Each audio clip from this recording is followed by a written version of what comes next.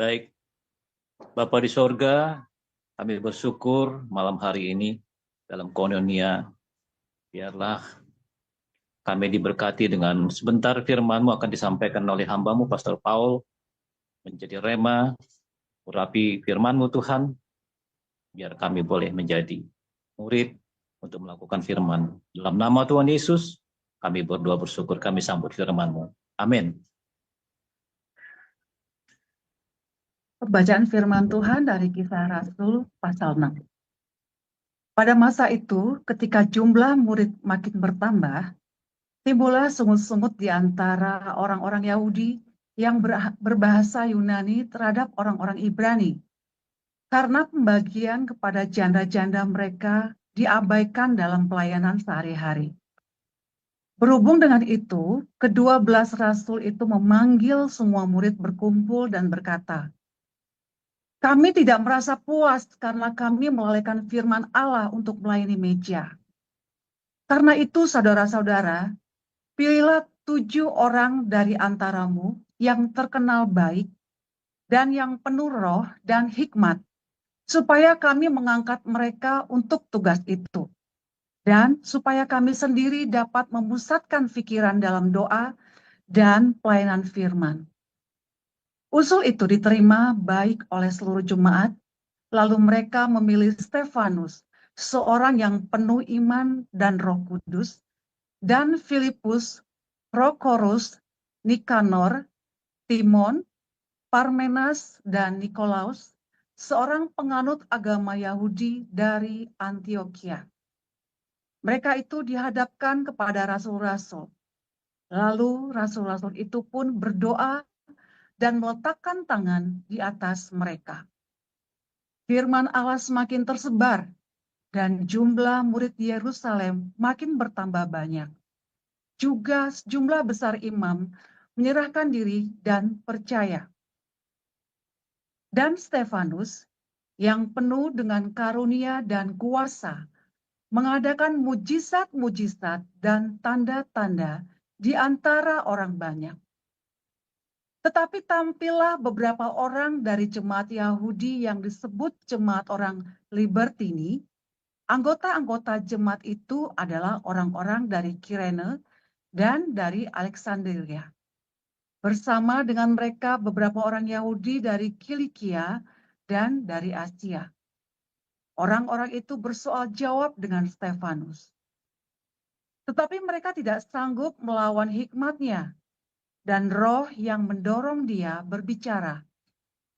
Lalu mereka menghasut beberapa orang untuk mengatakan, "Kami telah mendengar dia mengucapkan kata-kata hujat terhadap Musa dan Allah." Dengan jalan demikian, mereka mengadakan suatu gerakan di antara orang banyak, serta tua-tua dan ahli-ahli Taurat. Mereka menyergap Stefanus, menyeretnya, dan membawanya ke hadapan mahkamah agama. Lalu mereka memajukan saksi-saksi palsu yang berkata, "Orang ini terus-menerus mengucapkan perkataan yang menghina tempat kudus ini dan hukum Taurat. Sebab kami telah mendengar dia mengatakan bahwa Yesus orang Nazaret itu akan merubuhkan tempat ini dan mengubah adat istiadat yang diwariskan oleh Musa kepada kita." Semua orang yang duduk dalam sidang mahkamah agama itu menatap Stefanus. Lalu mereka melihat muka Stefanus sama seperti muka seorang malaikat. Amin.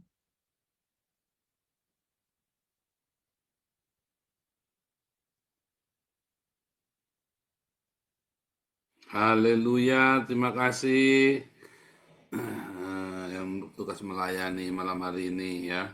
Sebentar, saya mau share screen juga yang tadi dibacakan oleh Monang ya. Di dalam dan.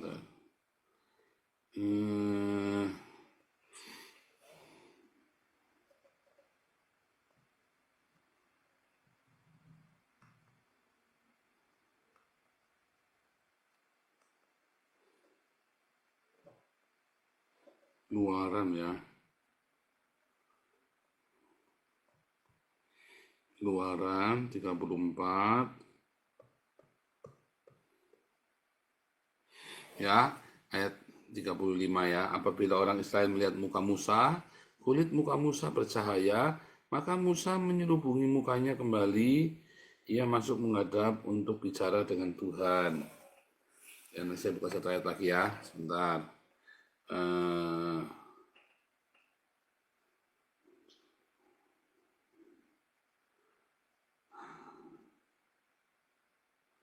Dalam 2 Korintus 3 ya, kalau nggak salah ya. 2 Korintus 3 ayat, nah ini ya.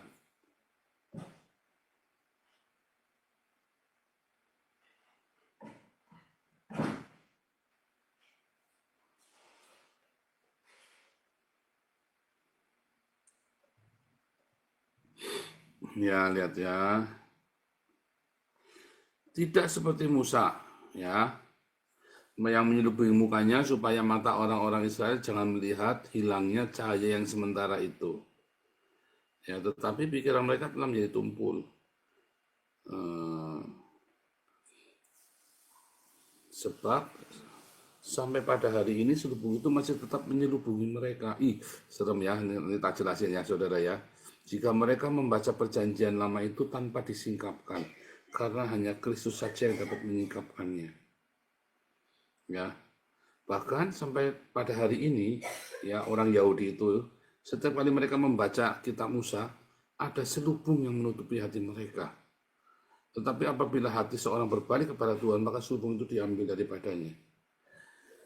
Karena Paulus sendiri mengalami, ya baca, tapi nggak ngerti ya kenapa apa hubungannya dengan Yesus ya, karena selubung itu.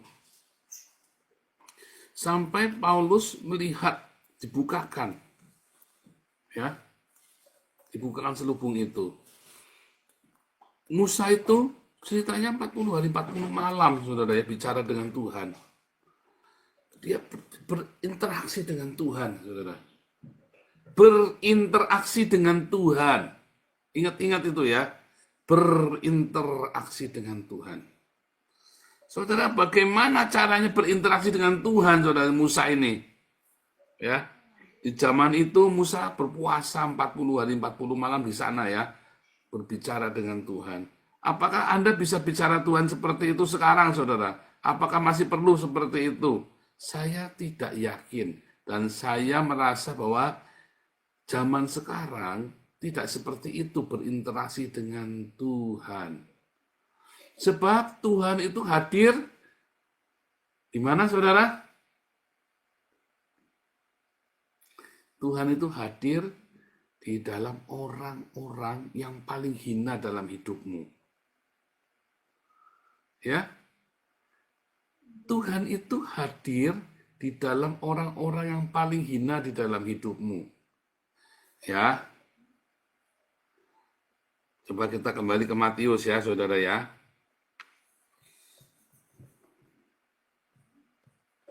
Ya, ayat 45. Aku berkata kepadamu, sesungguhnya segala sesuatu yang tidak kamu lakukan untuk salah seorang yang paling hina ini, kamu tidak melakukannya juga untuk aku. Dan ketika kamu melakukannya untuk orang yang paling hina ini, kamu melakukannya untuk aku. Jadi kalau kamu ngajeni orang-orang yang paling hina ini, kamu memberikan cintamu kepada orang-orang yang paling hina ini, maka kamu sebenarnya sedang berinteraksi dengan orang yang paling hina denganmu itu, justru merepresentasikan Tuhan, saudara. Anda sudah dapat pelajaran tentang apakah Allah itu, Allah adalah sang cinta. Anda sudah dapat pengajaran tentang apakah malaikat itu, yaitu mungkin kita sendiri. Mungkin. Ya, yang jelas malaikat itu bukan satu makhluk yang pakai sayap, bukan. Tapi malaikat itu adalah mungkin salah satu dari kita sendiri. Atau orang lain. Kita sudah belajar apakah setan itu. Ternyata setan itu adalah keinginan-keinginan tak terkendali dalam hidup kita. Ya, kembali ya.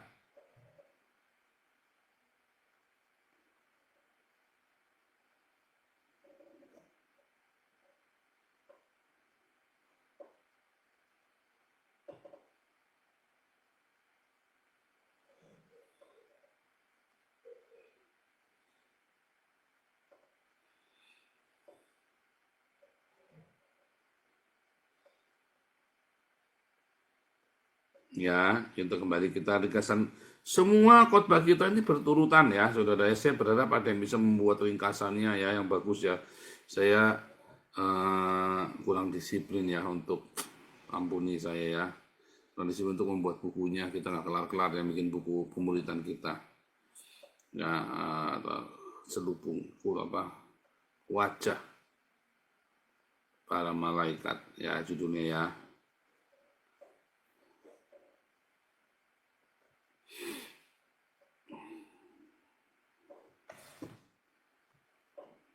Kita sudah belajar apakah Allah. Siapakah Allah atau apakah Allah itu? Allah itu ternyata adalah sang cinta. Cinta. Atau agape. Kita sudah belajar apakah malaikat itu. Malaikat itu ternyata kita. Yang membawa berita surga. Ya, apakah setan itu adalah keinginan yang tidak terkendali?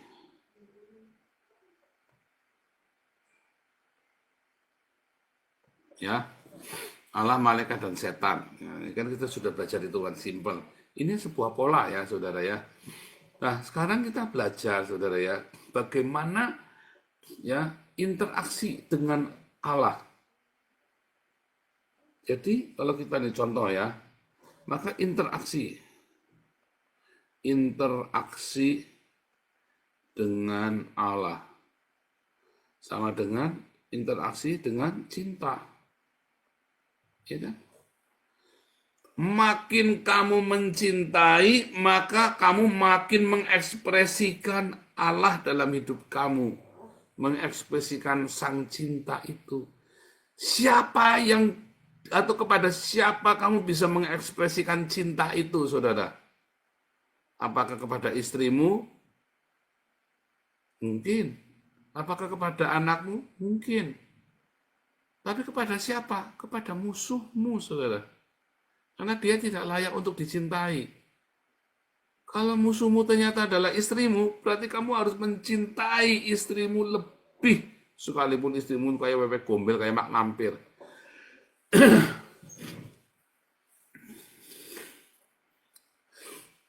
Ya.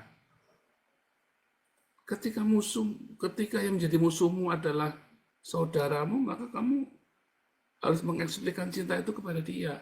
Kepada siapa kita bermusuhan, kepada dialah kita harus mengekspresikan cinta itu.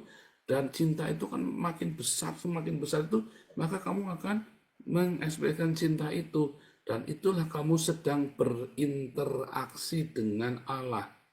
Karena adalah cinta kan, agape kan.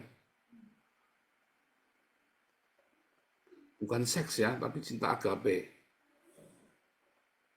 Simple ya. Jadi mengapa wajah Musa bisa berkilau, bisa bercahaya? Mengapa Stefanus bisa bercahaya? Ya karena berinteraksi dengan cinta. Kalau dia tidak berinteraksi dengan cinta, ingat saudara apa yang dilakukan oleh Stefanus. Dia memberkati musuh-musuhnya. Dia adalah seorang diaken yang membagi makanan. Ya, dia membagi makanan, yang berdiakonia. Ya, Musa ini adalah orang yang memberi makan 2 juta orang Israel dengan mana di padang gurun, saudara.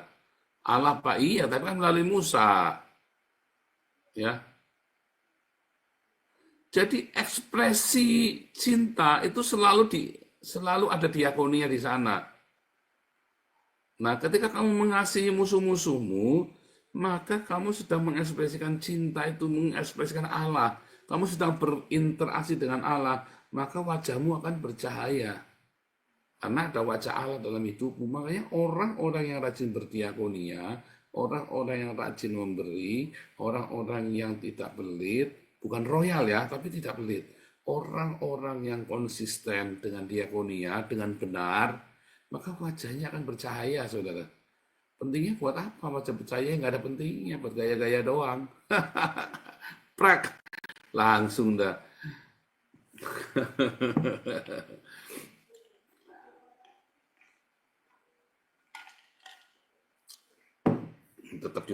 tetap dirajam pakai batu. Stefanus ini nyatanya mau perwajahnya percaya tetap dirajam pakai batu, saudara. Cuman memang orang-orang ya yang hidupnya melekat dengan Tuhan. Apakah melekat dengan Tuhan? Berarti kamu punya musuh, tiap hari kamu kasihi musuhmu. Itu namanya melekat dengan Tuhan. Berat ya saudara. Enggak lah, Mehmet kan gampang, pelajaran gampang itu. Kamu aja yang rese. Amit, amit, amit, amit. Nggak mau deket-deket. Ya kan? Amit, amit. Kalau saya mah kadang-kadang ketemu musuh segala macam tetap kita sapa, tetap baik, bodo amat saudara ya. Iya kan? Cuman tidak memberi salam, apalagi kalau ada pengkhianat. Kalau dia berkhianat jangan dong. Tapi kalau dia sampai dia lapar, sampai dia ada sesuatu butuh dari kita bisa tolong, kita tolong. Ya, beri makan bila musuhmu lapar, beri minum bila musuhmu haus. Kalau perlu tengok di penjara, ya.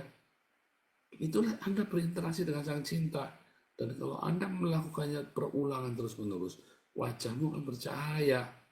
Artinya, kemanapun kamu pergi, ambience-mu, hawamu itu udah hawa yang memberikan berkat, saudara ya. Itu, sesimpel itu, saudara. Sesimpel itu. Ya. Masalahnya bisa nggak seperti itu? Wah, ini teka-teki, saudara ya, teka-teki. Kamu pikir hal ini perkara yang sulit? Enggak sulit. Ini perkara yang mudah, tapi kamu meremehkan. Nanti, aduh, ngapain saya musuhan nanti, ya terserah kamu, saudara. Kamu kapan mau bereskan? Ya.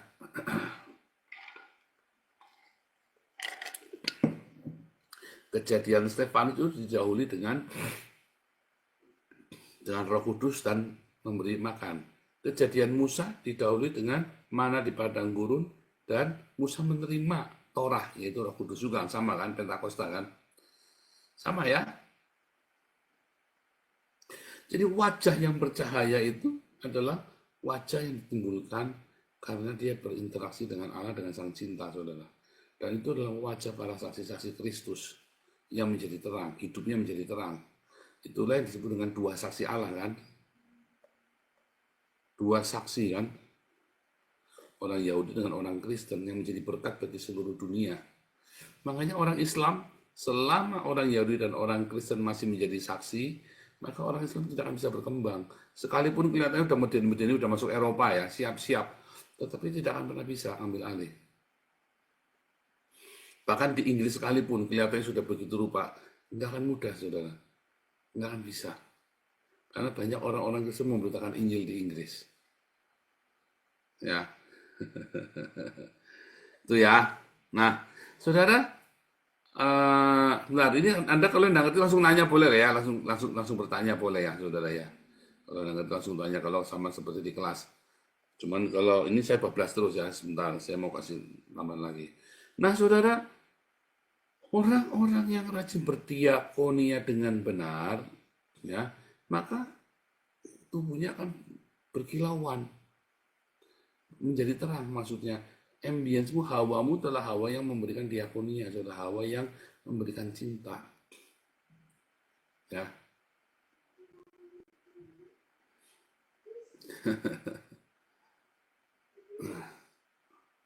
Hawa yang membawakan aroma cinta kasihnya, itu aroma surgawi, yang memberikan aroma surgawi karena dia memutuskan untuk berinteraksi dengan sang Allah, yaitu berinteraksi dengan sang cinta, yaitu agape. Dimulai dari agape, dimulai dari diakonia, dan diakonia kepada musuhnya, yaitu kepada orang-orang Islam ini, pada orang-orang yang paling hina ini dalam hidupmu, saudara. Kan ajaib kan? Kan ajaib. Ya. Nah, masalahnya, saudara ya, masalahnya kalau kita melihat, apakah senjata dari dua saksi Allah ini, saudara? Apakah senjata dari dua saksi Allah? Ya, kita masuk ya ke dalam kisah dalam Wahyu 11 ya. Lihat ya. Mereka adalah pohon zaitun dan kaki Dian ya. Jikalau ada orang yang hendak menyakiti mereka, keluarlah api dari mulut mereka dan menghanguskan semua musuh mereka. Dan jikalau ada orang yang hendak menyakiti mereka, maka orang itu harus mati secara itu. Mereka mempunyai kuasa menutup langit supaya jangan turun hujan selama mereka bernubuat, dan mereka punya kuasa atas segala air untuk mengubahnya jadi darah, dan untuk memukul bumi dengan segala jenis malapetaka setiap kali mereka menghendakinya. Ya. Terus apabila mereka telah menyelesaikan kesaksian mereka, maka binatang yang muncul dari jurang maut akan memerangi mereka dan mengalahkan serta membunuh mereka. Dan mayat mereka akan terletak di atas jalan raya kota besar. Nah, saudara, Anda lihat ya, para saksi ini, dua saksi Allah, ya, akan punya kuasa orang yang akan menyakiti mereka dengan cara apa, maka orang itu akan mati dengan cara itu. Ya. Dan kalau Anda melihat, jika ada orang hendak menyakiti mereka, keluarlah api dari mulut mereka. Api yang keluar dari mulutnya ya, menghanguskan. Ini serem ya saudara, api yang menghanguskan. Saudara, perkataan yang seperti api ya, artinya apa nih? Lidah api kuasa Roh Kudus itu saudara ya. Adalah apa saudara? Rema. Yang Anda katakan itu hanya rema, saudara, nubuatan. Kesaksian mereka ini adalah roh nubuat. Ya, kesaksian yang mereka beritakan itu adalah roh nubuat, saudara. Ya, maka itu adalah roh nubuat. Ya, perkataan firman Tuhan. Maka orang-orang yang rajin hidupnya ya di dalam firman Tuhan dan melakukannya, ya, itulah rema. Logos yang dilakukan itulah rema. Nah, ini ya. Ya, dua saksi ini keluarkan api ya. Api dari mulut. Kita tahu api ini adalah Roh Kudus. Kita tahu Roh Kudus ini adalah rema. Rema ini adalah logos yang dilakukan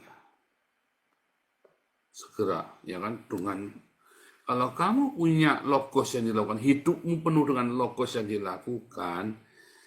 Nah, hari ini Anda dengan firman Tuhan suruh mengampuni. Anda hari ini punya firman Tuhan jangan utang-utang. Anda hari ini dengan firman Tuhan untuk bekerja dengan rajin, jujur, dan sukacita. Anda hari ini dengan firman Tuhan untuk selalu bersuka cita, mengucap syukur. Udah diajarin bagaimana bangun pagi-pagi bilang Jehovah Jireh, pagi-pagi bilang Jehovah Shalom, pagi-pagi atau kalau Anda lagi down, lagi kesepian, Anda bilang Jehovah Sebaot. Tapi Anda tidak melakukannya. Maka Anda tidak akan punya kesaksian itu, saudara. Api yang keluar dari mulutnya itu rema. Perkataan-perkataanmu itu rema.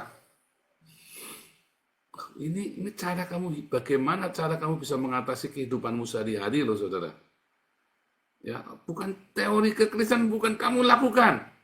Setiap kali dengar firman Tuhan, apa lakukan langsung. Ya, ada firman Tuhan suruh jaga kekudusan, lakukan aja.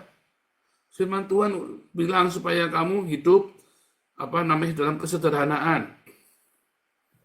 Ya. Beberapa orang ya bilang, Pak, mobilnya kenapa yang tidak baru saja, Pak? Ini kan kita baru ganti mobil, saudara ya. Ganti mobil saya beli harga 2.500 euro. Chevrolet Captiva, mobil yang kemarin kan almarhumah. Ya, yang saya beli 2.500. Ya, karena kita memang butuhnya mobil besar ya, karena kita kan buat bawaan hanger segala macam atau penginjilan. Nah, jadi beliau harga yang 7 penumpang, harganya 2.500, tapi ternyata saya dapat beruntung, saudara ya. Mobilnya bagus sekali dalamnya ya. Aduh, saya bilang, aduh Tuhan Yesus. Depannya memang rada peot-peot ya, mungkin karena itu nggak laku-laku. Saya datang ke dealer, saya lihat ini kenapa nggak laku-laku. Saya bilang, ini kenapa nih? Ya ini penyet begini, ini lampu spionnya putus. Ngewel-ngewel ya, besok saya ganti. Udah pesen. pesan harga 100, ongkos pasangnya 100, ya 200 ya saudara ya, karena itu bongkar banyak ya memang ya, kabel-kabelnya semua. Kenapa kita nggak memakai barang-barang mewah? Karena memang uangnya nggak ada. Orang beli mobil ini aja, ya kemarin kita ada beberapa sumbangan ya saudara ya. Nah, tetapi kita memang memutuskan untuk tidak hidup mewah. Ya, kemarin ada beberapa usulan, gimana kalau dari yayasan. Ini saya bukan mau cerita mendirikan saya, enggak. Cuma saya lagi mau tunjukkan kepada Anda bahwa kami betul berhati-hati. Bagian yayasan bentuk mobil inventaris. Iya, tapi kalau ini kan yang pakai saya terus. Kalau inventaris itu kayak ambulan itu loh. Itu namanya inventaris. Ambulans, mobil serbagunanya Damaris itu kan namanya inventaris. Terus kita punya mobil apa lagi tuh, ambulan 2 ya, mobil pick up dulu itu ya, itu namanya inventaris. Nah ini saya punya mobil yang pakai cuma saya, ini namanya kok enggak inventaris ya. Kalau saya pakai uang yayasan kok rasanya nggak pas, jangan deh, saya usaha dulu deh, saya cari sendiri saja. Ya, karena saya juga rasanya kok enggak sampai hati saudara ya. Nah, saudara, apakah Anda bisa meneladani saya, saudara? Ya, ini saya bukan cerita buat pamer, ini supaya Anda mengerti ya bahwa kami sangat hati-hati di dalam menggunakan uang yayasan, nggak sembarangan, saudara ya. Apakah Anda bisa meneladani hal seperti ini? Kan cuma tinggal dilakukan kan, daripada kamu utang-utang. Loh ini ada mobil lagi cari utangan, saudara ya, bisa nih dapat leasing nih. Leasing 500, kemarin udah kita lihat ya leasingnya ya. Terus saya bilang, tapi sekarang ini dengan 2.500 euro saya tidur tiap malam. Tapi kalau saya leasing ini, saya tiap bulan nggak tidur. Saya kudu ngejar satu orang 500 euro sebulan. Ya, waduh saya bisa nggak tidur, saya nggak mau, saya bilang. Mobilnya bagus, murah, 500 euro sebulan. Ya, saya bilang jangan dah. Mobil baru ya, 2022. Jangan deh, nanti saya nggak tidur. Ya, nah, apakah Anda bisa meneladani seperti ini, saudara? Apakah Anda masih ngotot pengen barang-barang mewah? Sementara gembala Anda, saya, ya, menunjukkan kepada Anda, yuk kita hidup sederhana. Kan sepele kan, saudara ya? Nah, itu yang namanya kamu mendengar firman Tuhan, hidup sederhana, lalu kamu lakukan. Lakukan kayak saya sendiri harus memberi contoh teladan. Ya kan? Awasilah dirimu dan awasilah ajaranmu, bertekunlah dalam semua itu. Dan saya benar-benar melakukan itu, saudara. Awasilah dirimu dan ajaranmu. Kalau kamu berhasil melakukan seperti itu, saudara, kamu akan punya logos yang dilakukan. Kamu akan keluar api dari langit, saudara. Ya, api dari mulutmu.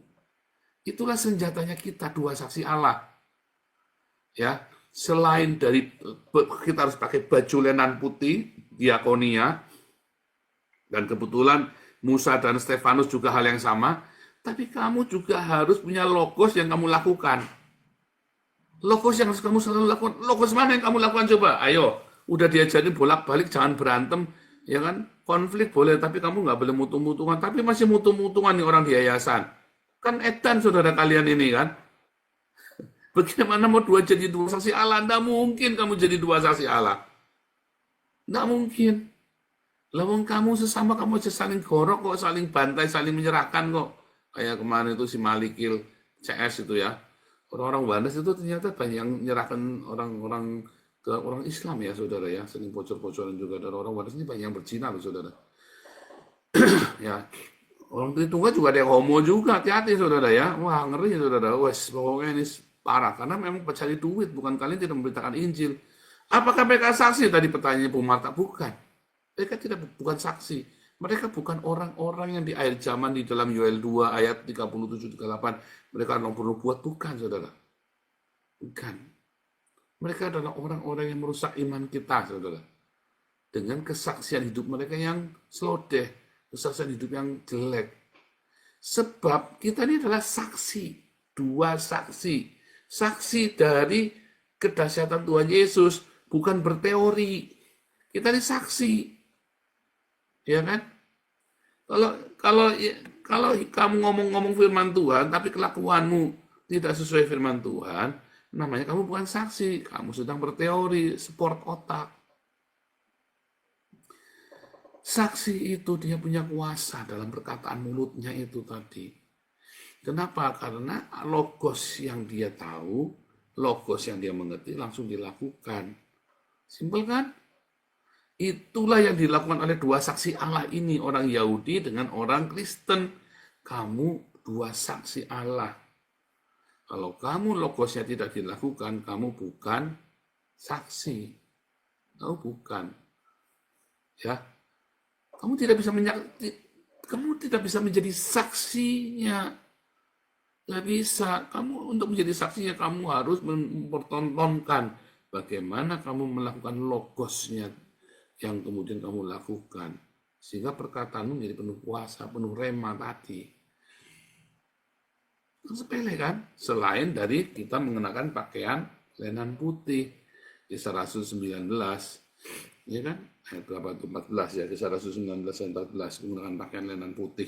Yaitu diakonia. Jadi Anda yang berdiakonia, hidupmu juga benar-benar harus jadi saksi. Yaitu perkataan yang penuh kuasa tadi, logosmu yang kamu lakukan, rema. Yang api keluar dari mulut itu ya. Logosnya itu harus jadi rema. Ya, saudara ya. Simple sekali. Nah, saya berharap Anda semua, kita semua, ya, hari ini yang mendengar, kita ini ada dua saksi Allah. Ya, saya berharap Anda tiap pagi, kan ikut doa pagi, Anda dengarkan baik-baik, lalu lakukan langsung, saudara. Kalau saya kan kasih beberapa tips ya, ayo lakukan ini begini, begini, begini. Kamu lakukan benar-benar. Jangan basa-basi. Aduh, saya kadang-kadang setia kalian mah gitu ya. Saya sedih loh, saudara. Karena kalian basa-basi, kalian mendengar, entah kalian dengar setiap kali utang-utang lagi, setiap kali ruwet lagi. Kenapa kamu enggak tekatin, jangan utang-utang, ditekatin, saudara. Berdoa sama Tuhan, ditekatin, kamu jalani yang benar, saudara. Hidup yang benar. Ditekatin, karena kamu adalah dua saksi Allah. Itu yang dilakukan oleh para saksi. Kalau kamu sendiri, kamu punya logos, kamu nggak lakukan, jangan harap kamu akan menjadi dua saksi Allah. Jangan harap kamu akan menjadi dua saksi Allah. Aduh, forget it. Jangan baca basi loh, saudara. Pak, saya lagi ada masalah. Nah, kesempatan buat praktek. Kalau lagi ada masalah, kamu prakteknya gimana firman Tuhan? Firman Tuhan ini bisa dipraktekkan ketika kamu lagi dalam penderitaan, dalam masalah, dalam pencobaan. Prakteknya di situ. Kamu belajar kungfu, ya kamu prakteknya sama siapa, saudara? Adikmu dikeblekin gitu ya. Istrimu kamu gebukin begitu kan, geblek namanya Anda. Anda belajar kungfu tuh prakteknya kapan, saudara? Ketika ada rampok di jalan, ada begal kan? Benar nggak? Lo Anda belajar kungfu, belajar karate, prakteknya sama siapa? Prakteknya sama adik saya, Pak, digebuki, Pak. Dia goblok kalian. Anda belajar kungfu, karate, belajar martial art, prakteknya kalian ketika ada begal itu. Baru tuh teruji kalian belajar itu untung sabuk hitam, tapi sabuk hitamnya cemen, saudara. Sabuk hitam mukulin istrinya sendiri. Ada begal lari terbirit-birit, mencret-mencret. Dulu papi saya kan preman, ya kan? Ada orang jagoan sabuk hitam, saudara ya. Diajar sama papi saya sampai mencret, sampai kencing, saudara, diajar.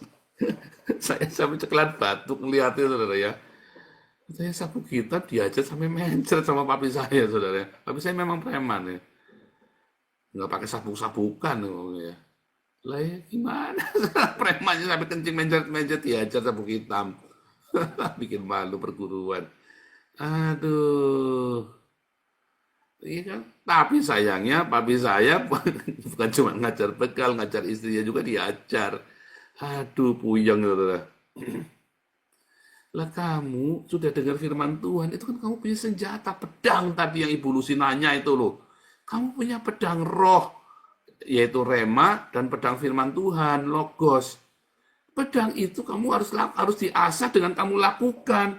Tidak ada cara lain. Kamu hanya bisa mengasah pedang yang keluar dari mulutmu itu hanya dengan melakukan. Tidak ada cara lain. Tidak ada cara lain. Kamu hari ini yang butuh uang, jangan utang.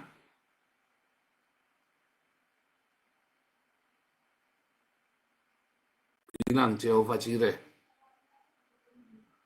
Serius saudara ya. Kamu yang hari ini ya sedang di dalam kebingungan, bilang Jehovah Shalom. Bilang Jehovah Shalom yang keras. Malam-malam kamu ngelilit dudukan ya, bangun ya, terbangun. Siapa yang suka begitu? Masih? Saya dulu gitu ya, Jehovah Shalom. Jehovah Shalom, Jehovah Shalom. Saya bilang begitu saudara. Sampai damai tenang ya. Siapa di sini yang masih khawatir? Anda diintimidasi oleh sesuatu. Kamu bilang Jehovah Sebaot. Siapa yang khawatir? Bilang Jehovah Sebaot. Malaikat Tuhan melindungi. Bilang dong. Siapa di sini yang sakit? Bilang Jehovah Rafa. Jangan ngeluh. Jangan ngeluh. Ayo ngomong yang lagi sakit ini. Jehovah Rafa. Tuhan sembuhkan. Jehovah Rafa. Jehovah Rafa. Jehovah Rafa. Begitu dong. Praktek. Kamu udah punya firman Tuhan. Dalam sakitmu kamu bisa nggak mengucap syukur sama Tuhan? Kamu sakitmu ngeluh, aduh Tuhan kenapa Tuhan kasih aku sakit ini? Mengucap syukur. Tuhan terima kasih Tuhan, aku sakit, aku nggak bisa kerja. Aku punya banyak waktu sekarang untuk berdoa dan baca Alkitab. Ya saudara ya. Kalau perlu kamu yang sakit-sakit, yang udah kerja, kalau perlu kamu terjun ke TikTok apologetan itu saudara. Biar adrenalinmu mengalir, saudara. Di TikTok kan kamu ikut berapologet, saudara ya. Nggak usah tamak wajah, ikut berapologet, belajar kelas evangelis apologetik, apostolik, profetik sama saya. Ya, saudara ya. Jangan mengeluh, Tuhan tahu, Tuhan kenapa saya nganggur sekarang. Tuhan kenapa. Saudara, adik saya itu baru ya intrik-intrik politik di dalam kantor, saudara. Lalu tersingkir. Tersingkir ya, bukan di PHK, disuruh mundur, jahat sekali saudara ya. Karena kalau dia, pokoknya diancam, kalau kamu tidak mengundurkan diri, nanti dikerjain beginilah begitu. Akhirnya adik saya mundur, terus dia nangis. Terus saya bilang, dengerin, kau tuh tahu kamu tuh orang baik. Ya, maksudnya adiknya anak, kamu tuh orang baik. Nangis ya, kita bilang, nih kamu dengerin, kamu jangan takut. Saudara, luar biasa ya, saya tadi baru kesaksian mama tadi cerita ya. Adik saya ini baru bayarin rumah, saudara, duitnya nggak ada, pas. Bayar rumah besar, namanya besar. Duitnya pas. Lalu, dia sudah kerja saja, duitnya nggak cukup buat bayarin rumah. Karena rumahnya, apa di Jakarta kan rumah mahal, saudara ya. Rumah bukan apartemen, rumah besar ya. Kemudian 3 lantai rumahnya, akhirnya dia dengan dia mengundurkan diri, maka dia dapat pesangonnya besar sekali, saudara. Nah, pesangonnya itu buat bayar rumah. Akhirnya, saudara, dapat melunasi rumah. Lalu, dalam beberapa bulan, dia dapat kerjaan baru, saudara. Kan dia dapat untung 2 kali, saudara. Mau dapat dari mana duit sebanyak itu? Mau dapat duit dari mana? Udah gitu, rumahnya langsung beresin semua dilunasi, saudara. Terus dia dapat kerjaan lagi di tempat yang lebih bagus, gajinya lebih gede, saudara. Coba, bahkan di dalam PHK pun, PHK dalam tanda kutip ya. Ya. Marco, ik ben in de Zoom. Ik heb een ontmoeting in Zoom. Ik bel jou later. Ja. Heel snel, Paul. Ja. Ik loop net de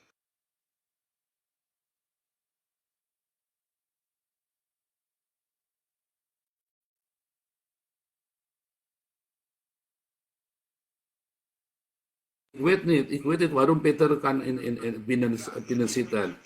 En ik weet niet, Peter Koeken. En toen heb ik hem gevraagd van wil je van mijn kleren afblijven? En toen begon hij mij te bedreigen met ik vind je rare jongen, je moet niet raar met me doen.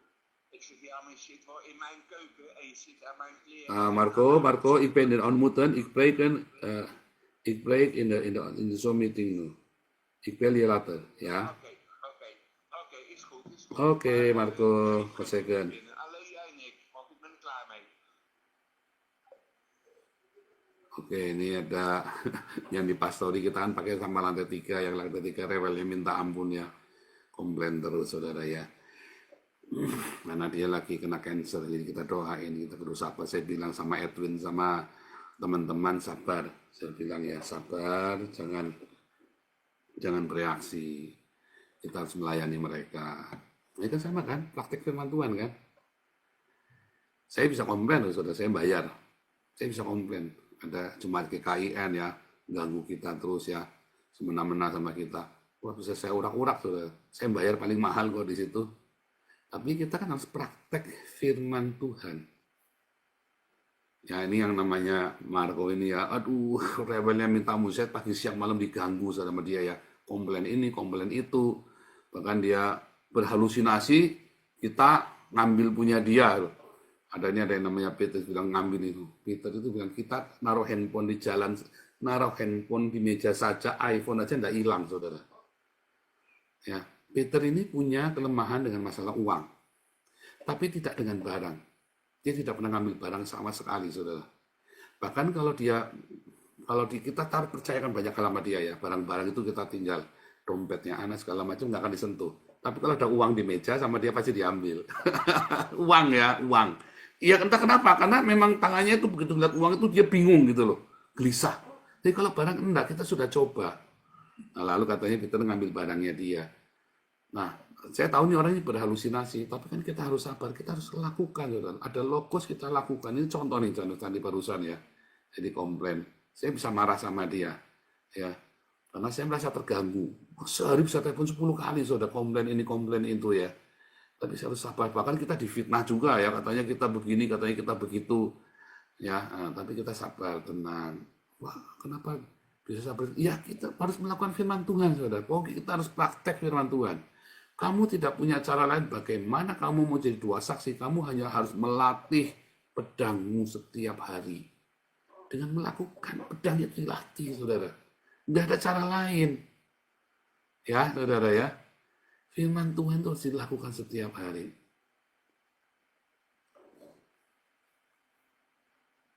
Mungkin ada yang mau nanya dulu, saudara, sebelum saya kasih penutup. Ada yang mau nanya dulu?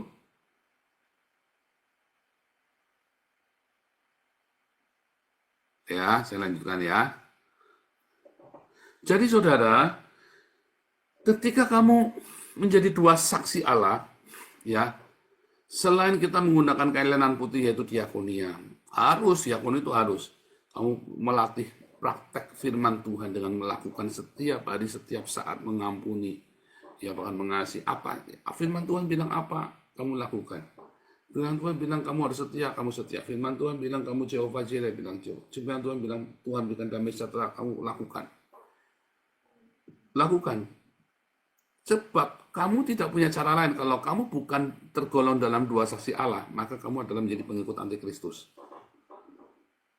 Nggak main-main, saudara. Kamu harus menjadi dua saksi Allah, atau kamu adalah pengikut antikristus yang dia distempel tanganmu nanti. Dan kamu nggak, karena kamu tidak latihan dengan pedangmu. Kamu kompromi, kamu lemah. Kalau kamu bukan dua saksi Allah, maka kamu adalah antikristus, nggak ada lain. Saudara, kamu jangan main-main, saudara ya.